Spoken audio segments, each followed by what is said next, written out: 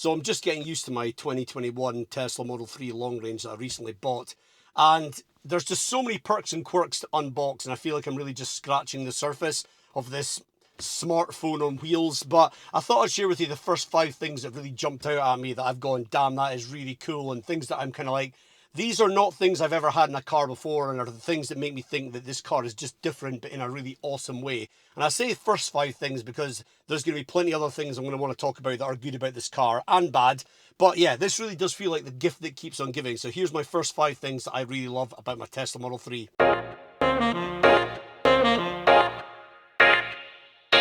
I've said in previous videos how much I love keyless entry, which is where, you know, if you've got the key in your pocket, you walk up to the car and you just open the door and you get in the car, boom. And I've also called out a lot of cars who don't offer keyless entry at a price point that they definitely should, BMW. But Tesla, they kind of do things a bit differently. So I could just see them up in the boardroom at Tesla, and everyone's trying to impress Elon, and somebody's like, guys, how do we take keyless entry to the next level? And one boy's like, I've got a great idea.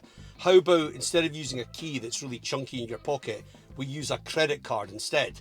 Oh, everybody's loving it. And then there's some smart arse in the corners like, guys, I've got this. How about we don't even bother with that? I mean, you can still technically use it, but why don't, seeing as everybody usually has a smartphone on them, we make the smartphone the key?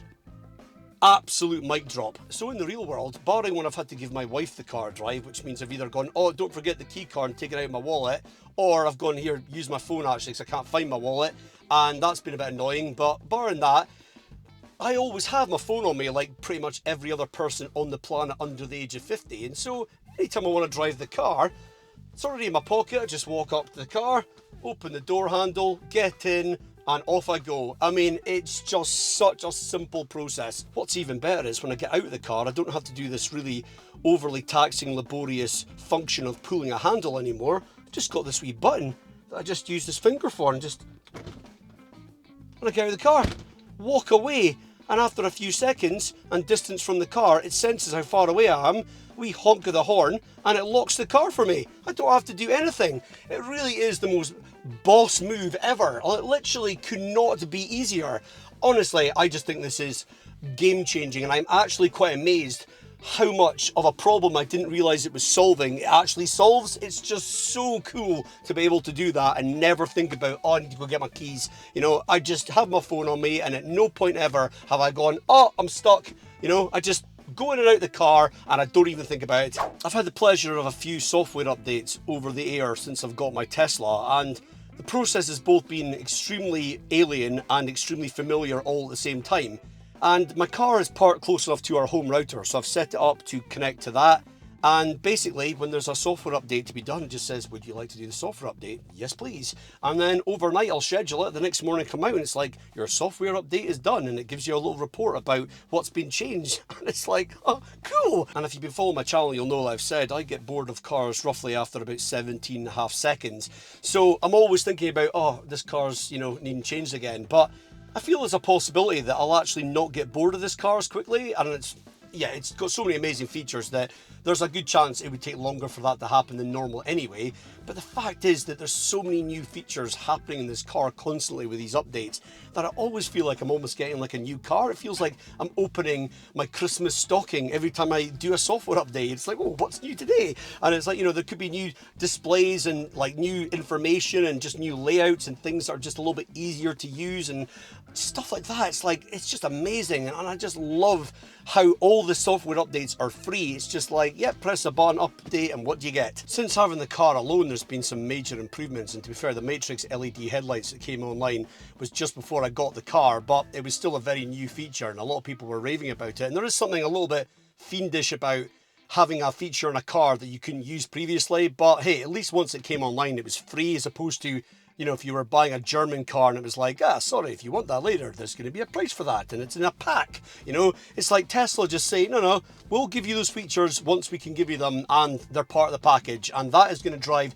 customer satisfaction way up. And don't get me wrong though, there is definitely a bit of a kind of learning curve with some of these. It's like you get in the car and it looks a bit different on the screen. You go, oh, right. And you have to think about it a little bit, but everything just feels progressive, and like Tesla are constantly thinking, what are our customers wanting? What's the feedback saying? And they're listening to that, and they're making subtle improvements to make sure that you get the most out of owning your car, and the things that maybe did annoy you, if they can fix them, they will. The Tesla mobile app, it's awesome.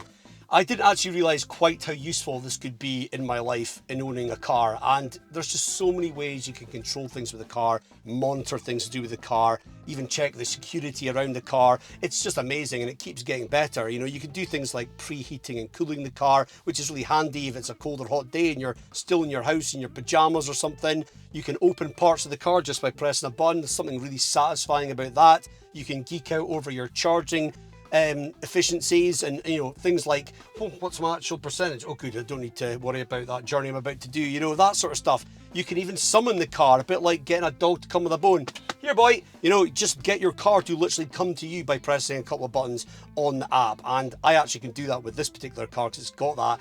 I just haven't used it yet, so I will be talking about that later. But there's just so many cool things you can do, and I'm just scratching the surface there. And the app keeps getting better as well. It's just one of these things that Tesla were just ahead of the game on, and I love it. I absolutely love listening to music, and in the last few years I've actually spent a lot more time in my car listening to podcasts, and that's maybe just part of the whole podcast craze, but also I didn't have Spotify in my cars other than via Bluetooth, and so I couldn't like scroll through my playlist very easily, or you know, all that kind of stuff without either pulling over or doing something illegal. And so yeah, I just kind of went off listening to music a little bit.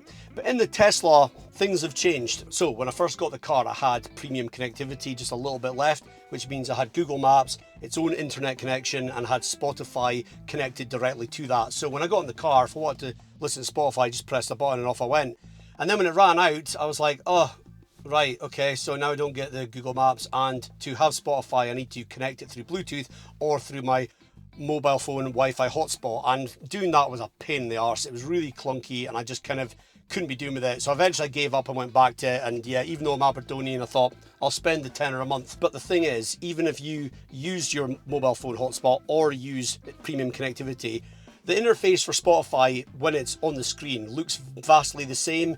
And the point is, it's just so easy to use, and there's huge icons, and I'm like flicking around my playlist, and it's just like, oh yeah, that song, I love that, let's play that. Oh, that one. I feel like I'm really getting encouraged back into loving music again whilst I'm driving.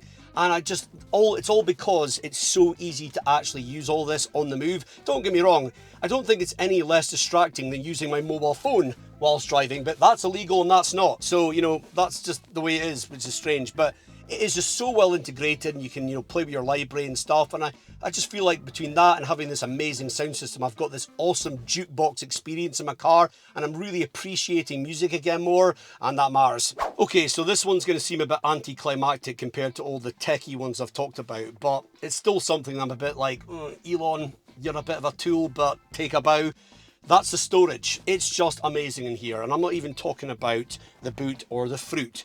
Up front, there's just so much space, and they've used every bit of space they had to give you decent practical storage. Okay, you've got big door bins, get a big bottle in there, and there's a rubber mat on the bottom, but that aside, this center console is really where it's at. And there's no gearbox to worry about or transmission tunnel in the car, and they've gone, right guys, because this is a EV built car from the ground up, there's no internal combustion engine changed into an EV, you know, that there's none of that. So they've packaged this so brilliantly, and it's things like this bin at the front here, and I've got an aftermarket tray in here, more on that later, but you can literally get your elbow in there almost. It's just so deep. And then you've got space for 2 mobile phones to sit in charging pads, boom, couple of cup holders. I've also got a rubber thing added in there for a bit of extra grip. And then you've got this massive one here, take out my little tray, and you can get stuff in there too. It's just so much space. And you get a couple of gaming controllers for the games you can play on here, chuck them in there, it'll swallow that, because they're like caves. There's just so much space here, and honestly, it's just another thing that I'm like, no car I've ever been in has been able to touch it when it comes to this kind of practicality. It's brilliant. So guys, it was just a quick video to tell you a few of the things I'm super passionate about with my car, and yeah, there's going to be more, don't worry, but I'm also going to again tell you about the things that are not so good, because there are some things that are doing my absolute nutting. But the good definitely is outweighing the bad so far, I can definitely say that. But the things that are cool about this car just invoke so much passion and enthusiasm. I hope that came across in this video, but I would love to know your thoughts in the comments about things you love about your Tesla, so please do leave me one. And if you enjoyed the video, please give it a like, and don't forget to subscribe as well if you want to hear more about my ownership experience of this car. Thanks for watching, and I'll see you in the next one.